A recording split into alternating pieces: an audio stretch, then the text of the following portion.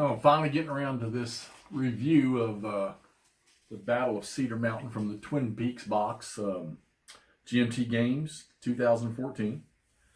Richard Berg game, one of many just in the Civil War. Great battles of the American Civil War. All of these that I played so far have just been great games, and I mean from the 1970s up till now, and they each have their own flavor. The maps in these GMT ones are they're phenomenal. You would think by looking at some of them it's a little hard to understand some of the details of the high ground and whatnot, but I tell you, I had zero issue with figuring out what elevation I was at, where I could shoot from and where I could shoot to.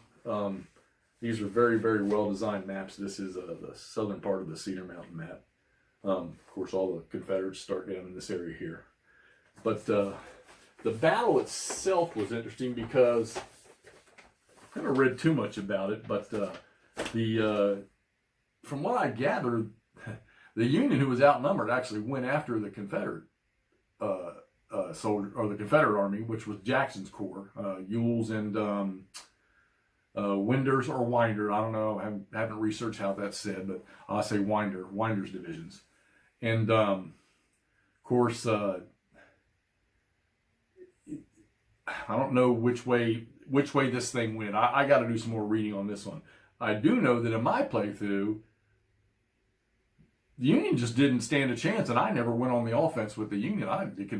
In my opinion, the Confederates had the numbers, and they went on the advance. And I found that by going on aggressively with the Union units that were on the battlefield when it started, that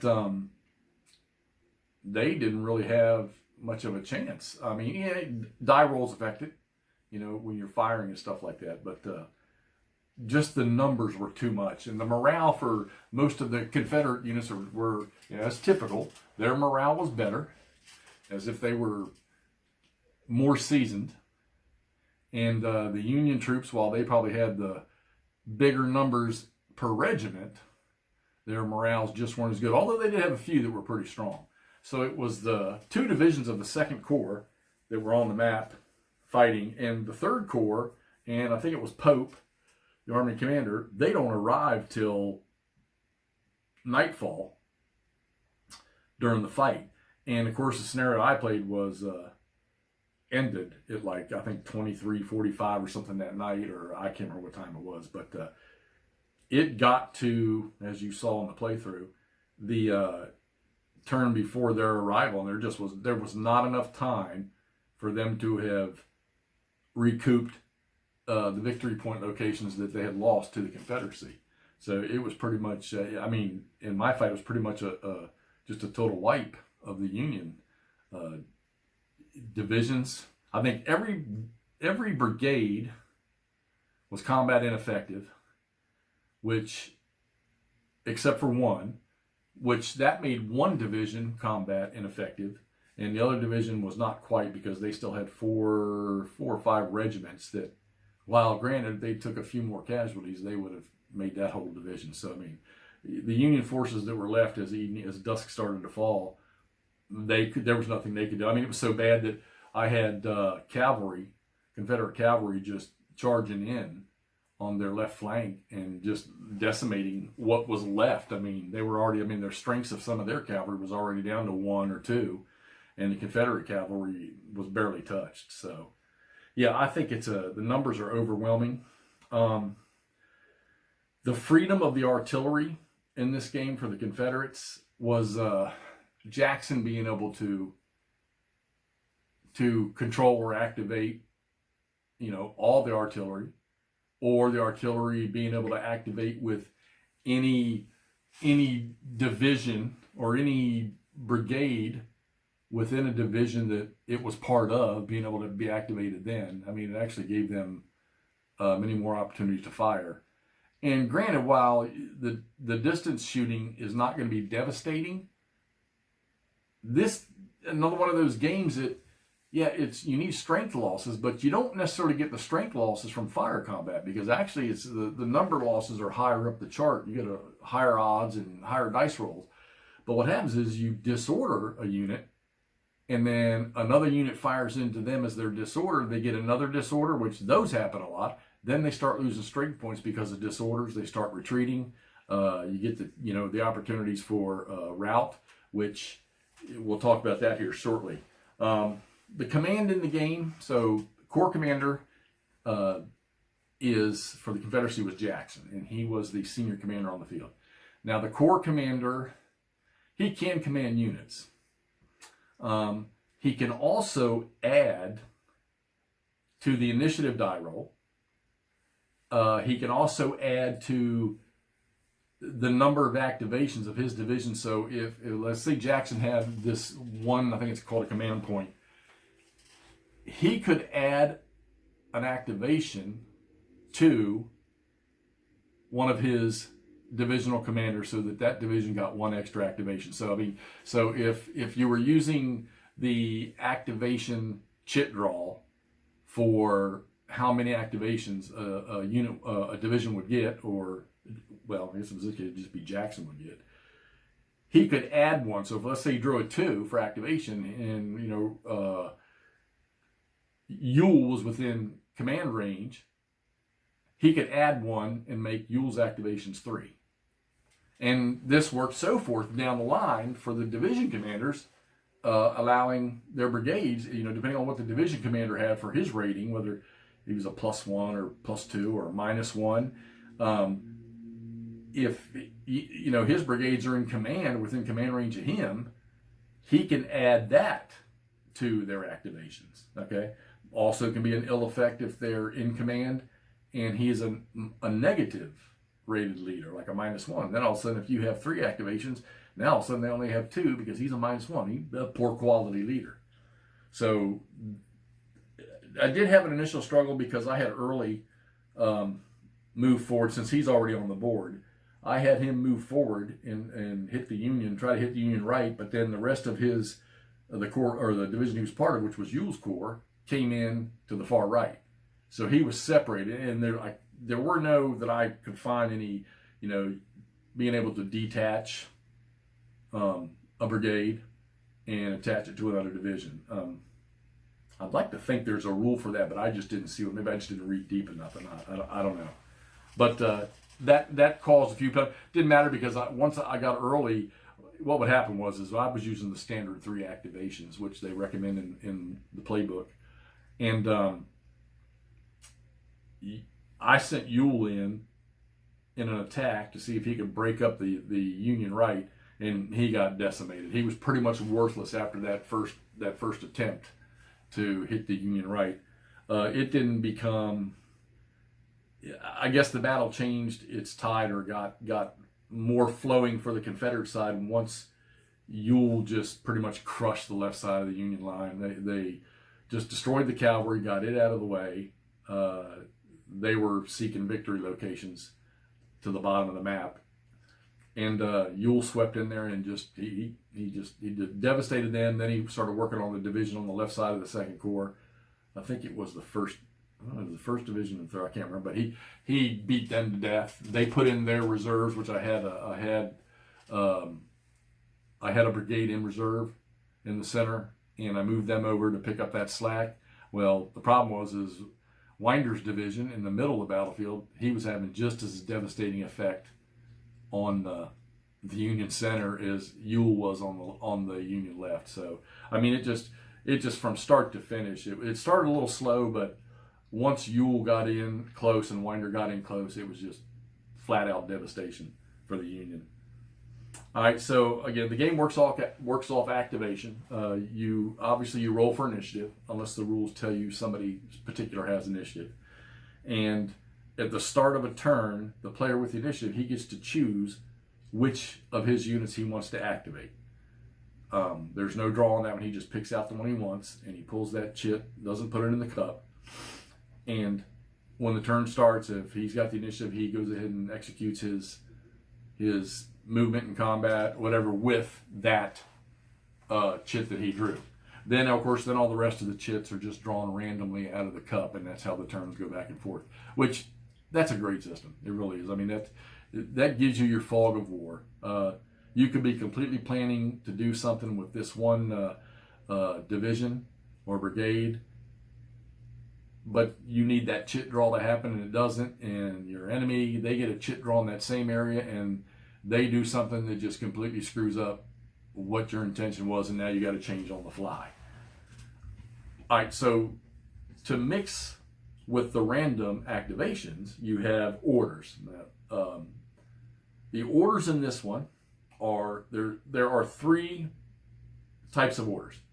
You can have you can have them in march mode, you can have them in attack mode, and you can have them in advanced mode.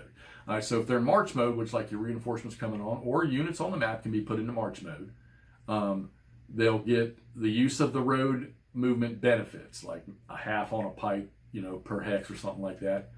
But they can't, I don't remember, it's 2 hexes, or it's 2, 4, I can't remember. They can't get that close to the enemy, and they can continue to use their march mode. Now, when you're in march mode, you only activate when the march mode activation chit is drawn. Each side has one.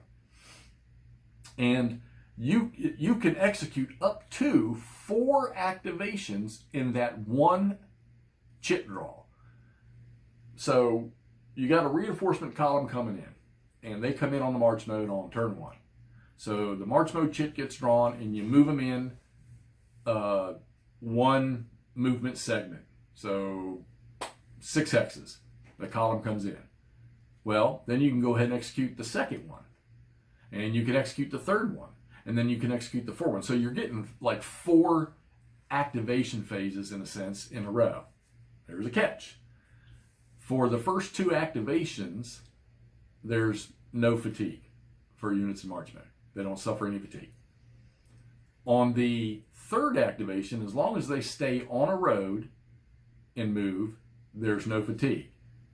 If they move off the road, then they fatigue. And if you execute a fourth one, they start to fatigue. Now, the most fatigue that a unit or a brigade, can take in one turn for all actions except for shock combat. Shock combat would be your hand-to-hand, your melee. The most fatigue levels they can take is 2. All right, and the fatigue levels start at okay, then they go to 0, 1, 2, 3, 4. I think it goes to 5 or 6. I can't remember. And of course, fatigue levels, you start to get penalized at a certain point. The fatigue levels in shock combat. So if you do 1 shock combat within your first 2 activations, you do 1 shock combat, there's no penalty. There's no fatigue penalty. But if you do a second one at any time, you suffer a fatigue level. If you shock, in which I had this case where I rolled like an 8, 9, 10, or 11 or something like that, they have to advance, and they must continue shock combat to any units adjacent to them in their frontal hex sides. And I think I had 2 cases where there were 2 units in the frontal hex sides of units that had to continue shock. So they have to keep fighting. And so they suffer fatigue. So if you get one of the units, I think I had one that did 3. So by the time he got to that third one, he'd have units that were disordered that, weren't useful, weren't really part of it. And they paid a price. But they did their damage too, because you get like, if an infantry unit is in attack mode, if you're in attack mode, you can move and then fire, and then you can shock. Or you can move adjacent to an enemy unit, don't fire, and then you can charge them, which you'll get a +1 die roll modifier. Doesn't sound like much, but you'd be amazed.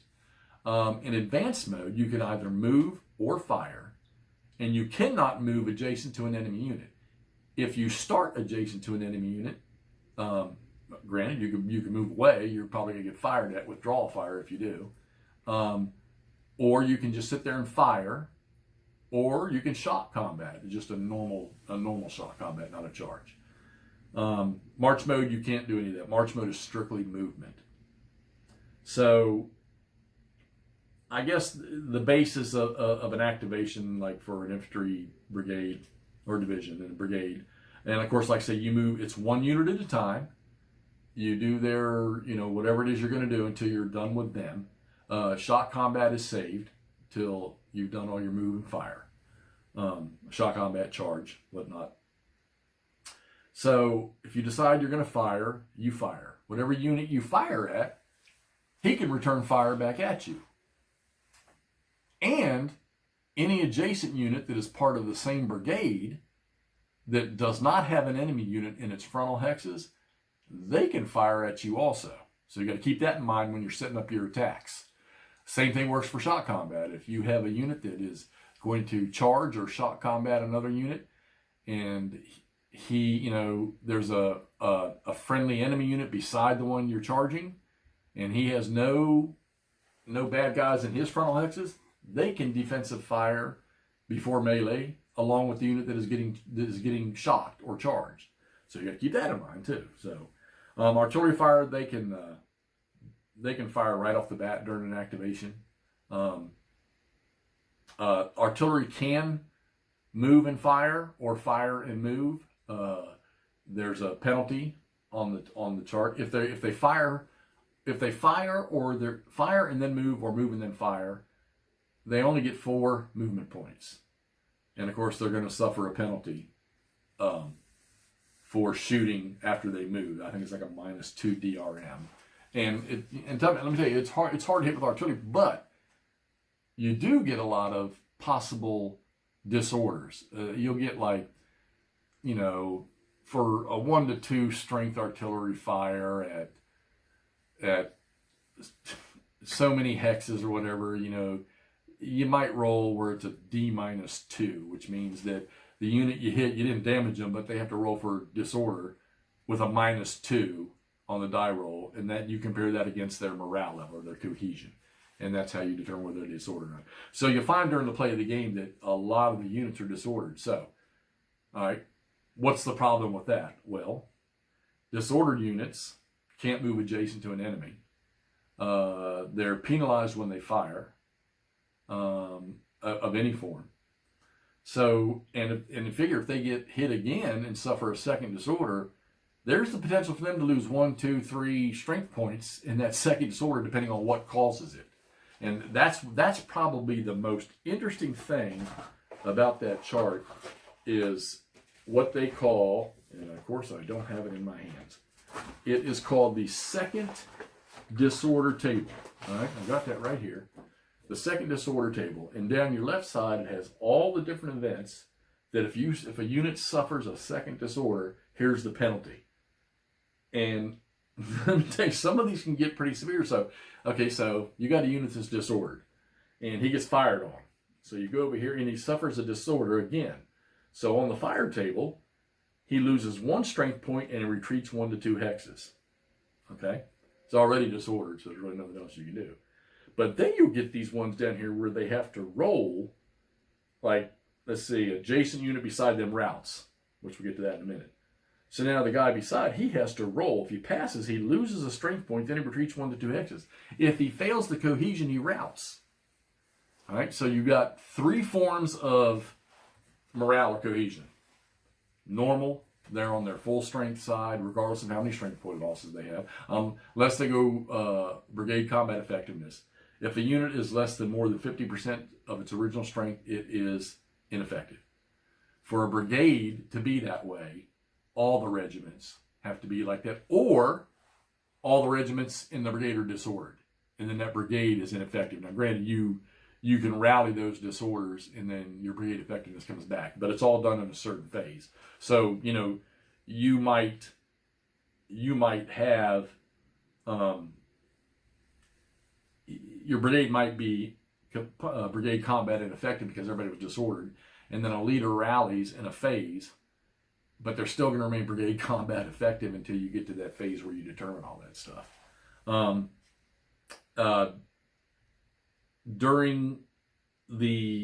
Depending on what orders you have assigned to a division or brigade,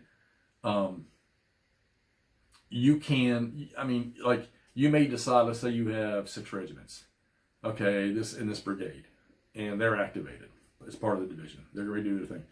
you might have, let's say you have 2 of those 6 regiments are disordered. So you can have attempt to recover their disorders for those 2 units. You could have 2 units move. If they were in advanced mode, they could move. And let's say the other 2 units were in firing range, they could just sit there and fire. So you can mix it up amongst the regiments. That kind of opens it up a little bit, which I think is really, really good. Because, I mean, if you were restricted to only one function being done by the entire brigade, that's I don't see that. However, you kind of want to keep your integrity. I do notice that as you start to get into combat, the regiments start getting scattered a little bit, and then you got to kind of regroup them. And the other thing you want to do is, especially when units are taking losses and they're at that close to that, going below that 50%, you got to rally them. So you've got to waste. You know, they might have. You get a lot of these units are strength of 8. There's some 9. There's some 10s. And granted, you can only fire 7 out of a hex of infantry dismounted cavalry, and they're disordered, but they still have 7 strength points. There's good firepower there, but you're like, man, I can't. I don't want to take another loss, so I got to rally them. They don't get to fire. So if you're trying to rally, and the rally is kind of hard to do. You have a chart for that too. Amazingly enough, on the rally chart, they can also take losses if they fail. So if you got a unit that has a cohesion of 5, and he's getting no benefits from the leader, and he rolls a 10, well, he's just rolled more than double. So he's going to remain disordered, and he's going to lose a strength point. Well, heck, on an adjusted 9 or higher, the unit remains disordered and loses a strength point. So, you know, you got to roll even or below their cohesion in order to get them rally back. And the rally is just simple. Once they're disordered, you flip them back over to their full strength side. Doesn't change their strength point markers unless they take a loss. So, I think that part of the system, I think it's very good. I like it. It's sort of, it can check an assault by disordering units, to keep them from getting into range. So, you know, you've got to use that firepower to try to disorder units to keep in, especially you got big units in front of you, need to disorder them, because if they move in, and then of course, you know, you'll get your defensive fire before shock combat, if that's the case. I found a lot of cases where I would move 3 regiments forward to firing range and catch a unit, you know, that really, you put somebody else in front of the unit beside them or something to sort of, it's covering. Of course, you know, the cover has to be the same brigade. And those 3 units get to fire at that regiment. And now they got to do it one at a time. And the regiment can return fire at all of them, but you start taking subtractions. And when I say subtractions, is so if you have 3 regiments firing at an enemy unit that has a strength of 6, and the 6 returns his fire, he can either just take all 6 and shoot at one of them, or he can do 3 at one, 2 at one, 1 at another, or 2, 2 and 2, like that, in order to spread his fire out. So you keep those things in mind too when you're setting up, especially when you're setting up a defensive line, or you're going to set up some fire combat. Maneuver's hard. You know, if you go into attack mode, the movement of an infantry unit is halved. So the standard movement is 6, and now they can only move 3. So if you're trying to move into an assault to shock something or break up a line, you're not getting very many movement points, so you better keep your eye on the train. You can always at least move 1, regardless, and do your charge or your shock combat. Getting into orders. Okay. I think this system also, you know, I love the Civil War Brigade Series system. I think that is just as awesome as it can be, because things could change so fast, and you might have an order to do one thing, and now you can't change directions fast enough because the leader's like, no, I don't want to do this, or I'm going to wait 2 or 3 turns or whatever. You have the divisional orders phase, excuse me, where you can, in command, the brigades that are in command, or divisions that are in command, you can assign march, attack, or advance. Okay. If a brigade is outside of the command of its division commander, they stick with the last order they received. Okay. Or during their activation phase, you can have that unit attempt to change orders. and that's called a brigade orders change. And here's the brigade orders change table. There's some modifiers for it. And let me tell you something, that it's not extremely hard for, you're rolling a 10-sided dice, but you need a 6 or more for them to change and move. Now, if you're out of command, there's a modifier for that. So, and there's different results, change and stand. So you have a unit in advance mode, and you want to change them to attack, and you roll that 5, and they change, but they can't do nothing. They stand as they were, or where they are. And then you got that instrument, loose cannon, which I never had one. I never really had to do too many individual brigade order changes. But the loose cannon sends you over, you check the leader's, his aggressiveness, whether he's cautious, neutral, aggressive, or whatever. And then there's a table that you roll against right down here. And it tells you what you have to do with that unit, depending on what they roll, that entire brigade. They may have to charge the nearest enemy or run away or something like that. I think it's different throughout the different games. I'm not sure. You can also do brigade coordination. So a division commander. So let's say he needs 2 brigades in his division to attack at the same time. You can attempt to do a brigade coordination using the ratings of the division commander, and I guess it's command range of the 2 brigades or whatever. And if it's successful, then instead of moving each of the individual units of one brigade, like say you were going to attack in and assault, shot combat, or charge maybe a certain segment of the line, he would be able to do both brigades as if they were one brigade, and then do his shot combats at the end using both brigades. That's I never had to do that. And then of course you have things like confusion and you failed the attempt, or you might say, okay, well, he can do, if he rolls 7 and 9, he can have 2 brigades coordinated. If he rolls a 10 or 11, he can do 3. If he rolls a 12, he can have all of his brigades coordinated in one attack. So they would operate almost as if they were one brigade. So that's how that works. Fire table, the fire table split in this game. Artillery fire, this would be fire, I think it's 4, greater than 3 or greater than 4. I think it's 4 or more hexes away. And then small arms fire would be your infantry, dismounted cavalry, or mounted cavalry if they were able to shoot, and artillery that is within 3 hexes shooting. Also, you can't move artillery within 3 hexes of the enemy. So unless the artillery's sitting there and the enemy advances, you can't move in there. You can't move your artillery in unless there's another unit in there. But it says you can't. I have to look at that one. I may be wrong. Maybe you may not be able to do it at all. Artillery has approach fire. If an enemy unit moves within line of sight and 3 hexes of an artillery battery, it's kind of like opportunity fire. The artillery battery can shoot at them. And I don't think there's any limits to how many they can shoot at. So you've got withdrawal fire, where if you pull out of the frontal hex of an enemy unit, they're going to probably shoot at you. And there are some cases where I think like retreat, like if you suffer a retreat from combat or shot combat, you don't get shot at.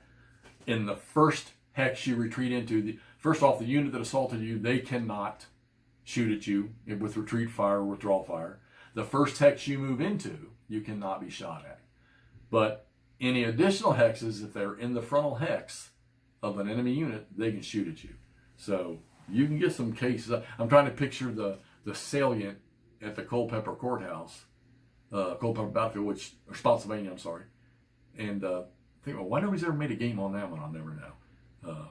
That can be pretty intense. But I'm trying to imagine that salient and getting units like on the ends of the salient getting collapsed, and a unit up in the middle, up in the bubble of the salient, having to fall back through enemy units and just taking fire. I try to picture what that could be like in a game.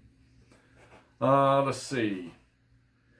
Already talked about the morale. Yeah, so if a unit routes because of morale, you remove them from the map and you put them over into a withdrawal box. It's called withdrawal.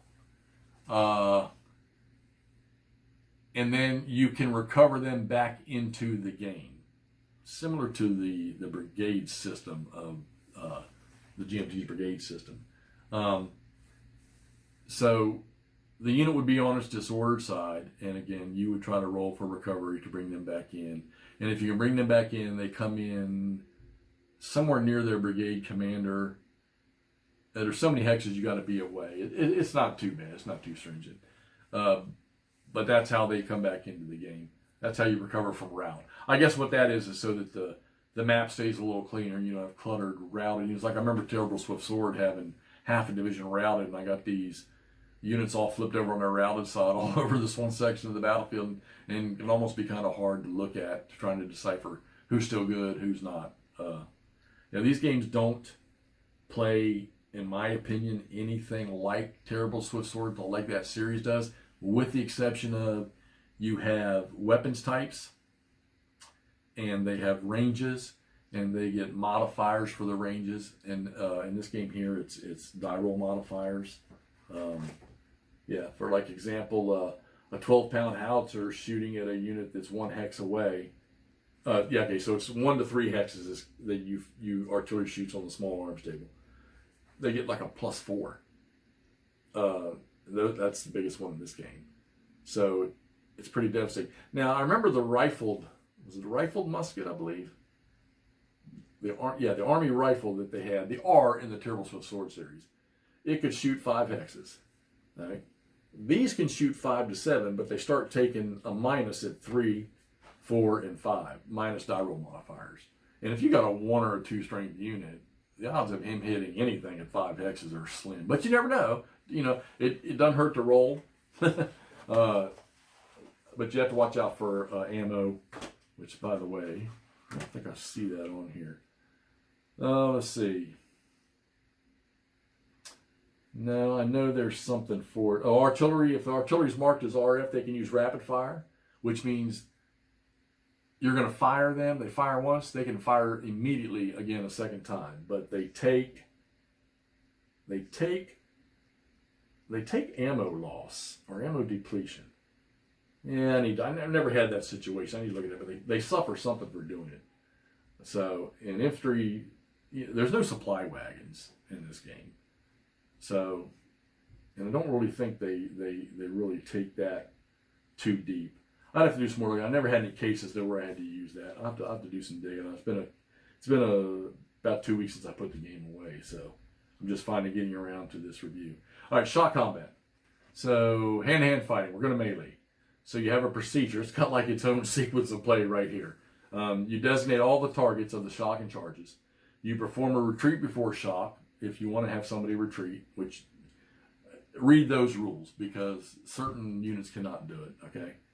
If you have green units on the board, which you'll see in some of these games, they'll be marked with a G next to their cohesion.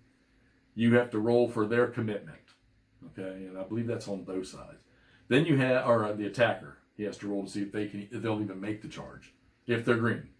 Then you have the check, which you got a disordered defender, and he rolls and fails the pre-shock cohesion. Now you're looking at a second disorder, and that's where you got to roll what they call a universal. It's called UDD, but you roll, and if they pass, they lose a strength point, and they get to retreat 1 to 2 hexes. If they fail, they rout. So you're trying to retreat a disordered unit off the board. They fail the morale, and now they're off in that box over there, and you don't know if you're going to get them back because of the die roll, the way die rolls work. And there's modifiers for that, for the pre-shock, whether they got a leader with them, whether they're in breastworks or march mode, okay? All right, and then you got pre-shock. So let's say your defenders, they survive. So now they get to fire at those that are charging them, okay? And then you figure out your shock DRMs, the die roll modifiers. Like I say, it's not an odds-based thing. You have an odds chart down here, which you'll use to give you a dice roll modifier. And that's a strength odds ratio, and you just figured out which one it is, and then you're going to use that. So then you start your die roll modifier to figure out what die roll modifications you're going to have. And it goes down to the pro attacker, and then the defender, and then of course positional modifiers. If you're attacking from the rear or the flank and the rear, if there's a leader there, if somebody's disordered, you'll get plus or you'll get minus. And then when you're all done, you'll go over to your shock combat table, which is not a table like anything else. It's right there. You roll the dice, apply your modifiers, and then you look for the result right here. and that's how you determine shock, which I think is actually kind of nice. You remember the old, from the early great battles, the killed one, retreat two. Okay, I think I like this a lot better, because a lot of chances for you just to retreat somebody and not necessarily take a beating, but there's also the option that you might punish them. Either way, I love that part of the system. No casualty check boxes to mark off like in some games for brigade combat effectiveness. Like I say, it's a unit at 50% is, if all the units are 50%, less than 50%, the brigade's combat ineffective. Or units are combat effective. The brigade becomes brigade combat infected if all his units are disordered or less than that 50%. Any mix of the two. And like I say, you can do recovery, straggler recovery at night, and if the unit is if the brigade's in a reserve status. I know there's some games where they grab them on the field, which is that's kind of cool. I would imagine that happened. Maybe not in great bulks, but I would imagine that happened. I know I've watched plenty of documentaries on the Civil War where units from a brigade got routed, and as they were running away, another brigade was coming up and managed to gobble up 100 of them or so and get them straightened out, and then they fought with their unit. I know I've watched many documentaries and read plenty of books that have that stuff in it.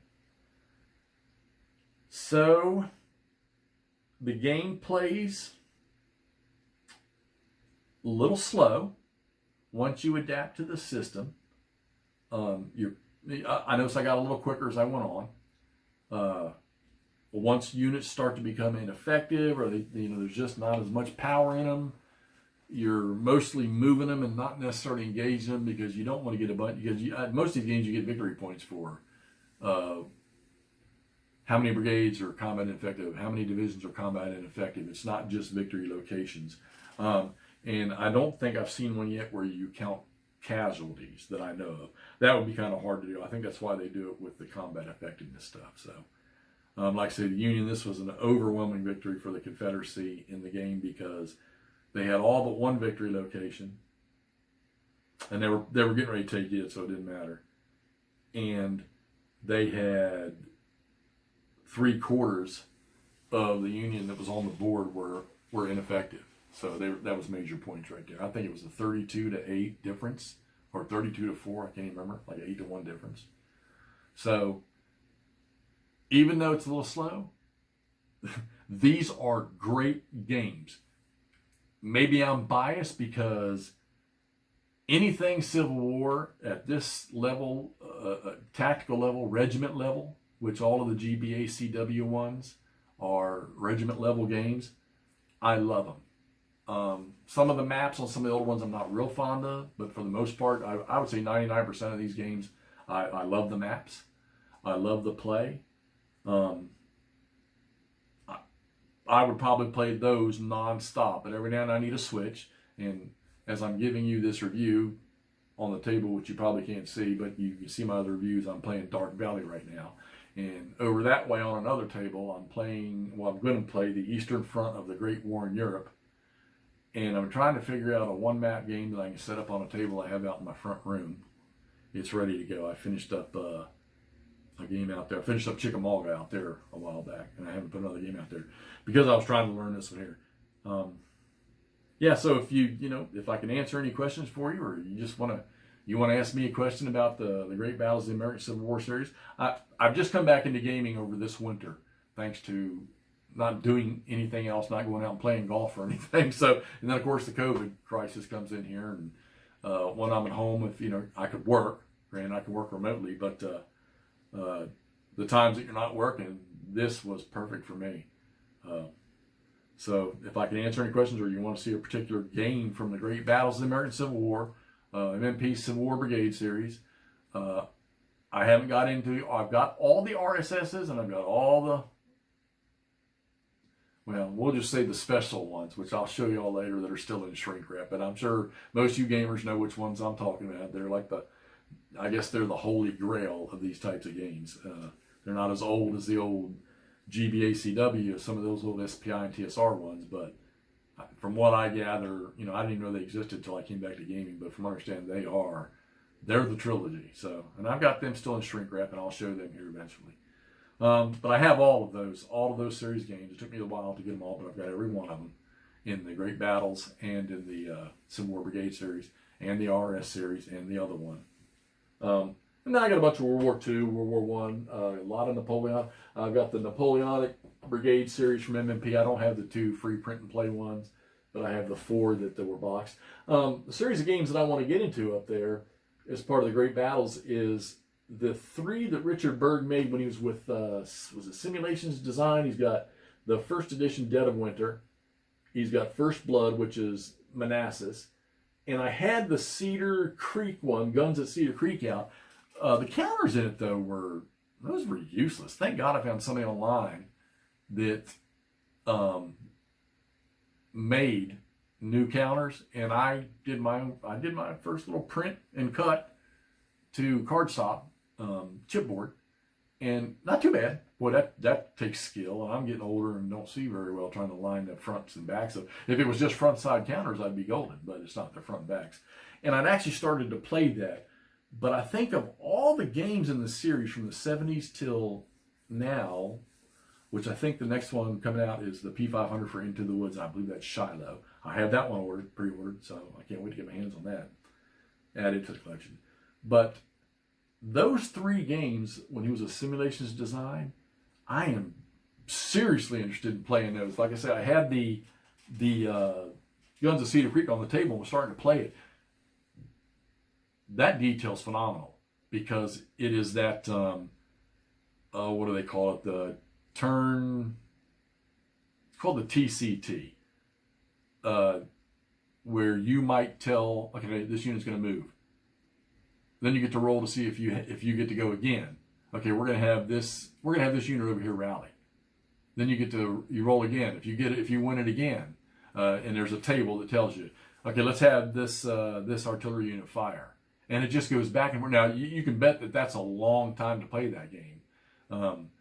But I like that detail is great. I don't think it's going to be the Cedar Creek that I put back up.